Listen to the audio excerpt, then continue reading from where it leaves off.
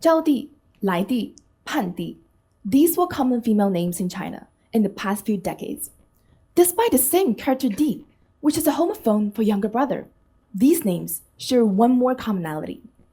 Zhao Di signifies brother requested, Lai Di means brother coming, and Pan Di indicates brother anticipated. They all reflect the wish of the parents that their next child would be a son. Well, you may laugh a bit when you first heard those names. How are they going to help? How can someone ever expect this superstitious act to override the principle of biology and magically manipulate human DNA in whatever way they desire? However, beyond the seemingly hilarious and unreasonable choice of female names, there is something that's concerning, irritating, even terrifying. Names are an absolute signifier of our identity. They're supposed to embody heartfelt lessons from family, since a given name follows us through our entire life as the unique personal identifier. However, the willingness of the parents to sacrifice a daughter's individuality and lifelong happiness in exchange for a son shows the polar opposite. Their extreme emphasis on males within the family, and on the other hand, their indifference, disdain, even exploitation suffered by daughters reflect the severe issue of gender inequality and discrimination. Not just in workspace in terms of a wage gap, not just in schools in terms of education opportunities, but down to how our personal identity is labeled, a place we should be able to call home. Well, that is certainly shocking and shows that society discounts women. I wanted to keep an open mind. Perhaps these names were of an old tradition, and the names are only being used out of habit without its intended meaning. However, one day, a younger version of me was curious about how my mother grew up, and I learned that these names were not out of innocent ignorance. My mother grew up in the village where patriarchal thoughts prevailed and dominated. In this environment, it was firmly believed that only men were capable of continuing the family lineage, which was prioritized and associated with the dignity of a family. Therefore, one common phenomenon in most families was the relentless pursuit of a male heir, regardless of how many daughters were to be born and their ability to raise these girls. They persisted in having children until a son was born.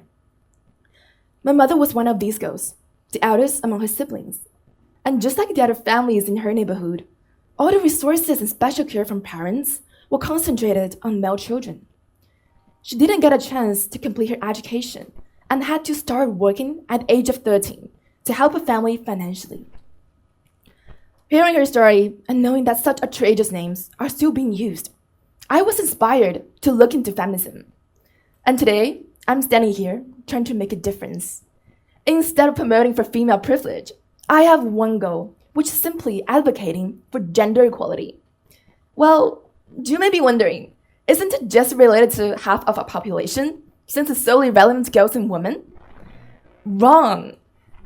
Although grammatically, feminism is a derivative of the word female, I feel like this often gives us the wrong impression of what feminism actually stands for. Feminism aims for the same goals as equality, doesn't it? Which benefits society as a whole. So, why exactly does feminism matter for everyone? For a start, the privileges that one gender gains at the expense of the other is a double-edged sword, as it causes harm to both. According to the Queensland professor of sociology, Michael Flood, in his publication, The Conversation, dominant masculine gender norms can also hinder the well-being of the very group that it promotes, namely the males. His terminology, male toxicity, he suggests, promotes social dysfunctionality such as homophobia and emotional repressions in males, since we all know that cowboys don't cry, or they're not supposed to, are they? Gender equality would not only benefit society socially, but also economically. It promises a win-win situation for both males and females. According to the International Monetary Fund, fully closing gender gap in workspace can lift GDP in developing countries by 23% on average. This statistic was arrived at by Project Syndicate, which was co-authored by financial experts such as Nadia Calvino, president of European Investment Bank, Kristalina Georgieva, managing director of the International Monetary Fund, or Gio Renaud Basso, president of European Bank for Reconstruction and Development. Who are we to argue with? Doubtless of credibility. They claim that females make up half of the global population, which also means half of its potential. So, by ensuring that Girls and women have an equal chance to be educated, to vote, to lead, to earn a fair wage, and so on. We're valuing all the wisdom and talents we have to tackle the global issues we encounter and build a more sustainable future. So, doesn't that double society's potential success rate, which benefits all of us? That's why feminism is not just a movement for females, but for humanity, where everyone has a stake. So, how can each of us, male and female, contribute? How can we each make a difference? Mahatma Gandhi's maxim that you must be the change you wish to see in the world allowed me to experience a blend of emotions. Gandhi's wise and profound message is definitely motivating, as it reminds me that I can be in charge of my own behaviors, regardless of what others do. But wait a second, changing the world? It's such an ambitious goal. What can I do as one single person among 8 billion? That tiny little change I can contribute is just like adding another drop of water to the endless ocean. What difference does it make? These doubts circled in my mind until I remembered my mother's story. She strayed away from the way of life that she was most familiar with, just because she knew it was wrong. And what was she able to do? She managed to alter my entire life, from possibly carrying on those regressive traditions to prioritizing my education and believing in women's progression in society. All of this ignited a frenzy in me, and the same passion to learn more and fight for women's equality. When I went to my mother with this newfound dedication, she reminded me of something that tempered my perspective on the whole issue. My mother has only ever demonstrated her gratitude towards my grandparents, which is something I realized and remembered about her whenever she talks about them. I found it strange. Why would someone ever appreciate people who treated her unfairly, especially due to reasons beyond her control, like gender? That passion manifested into hot confusion, and I asked my mother several questions. Mom, why have you never hated them? They didn't give their children secure lives or equal treatment, which is totally their responsibility. And yet, they choose to have so many children? My mother looked at me, silent for a while.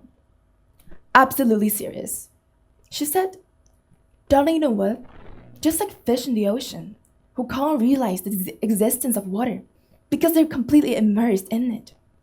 Your grandparents can't realize the bias they possess because it's simply not their bias. It stems from society and it permeates their environment right from their childhood. They didn't have a choice to reject these patriarchal beliefs as they have been born into the condition. They are also the victims. It's true that they made so many mistakes. However, for their generation, at that particular time, in my village, people still lacked basic necessities and had to strive to make a living. So they really did their best. Your grandmother has already made a difference with her past generations. Each step of change truly requires courage. You can't blame them for not doing the same things as you do, because they simply don't have the same privileges as you were naturally born with.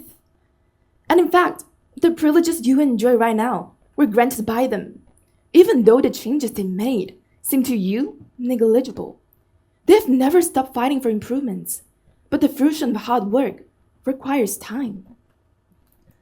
Her words shocked me. For the first time that I realized comparing my privilege with the gender discrimination suffered by past generations in my family is such a revolution. The way I've been treated and valued as a daughter is the evidence of a complete paradigm shift. And what's more, the issue of gender inequality is intertwined with other global problems, isn't it? Like poverty, racism, the lack of funding for education, to perhaps just name a few. It's a constant battle where success is impossible to be attained overnight. Today, I'm standing here as my brand of feminist.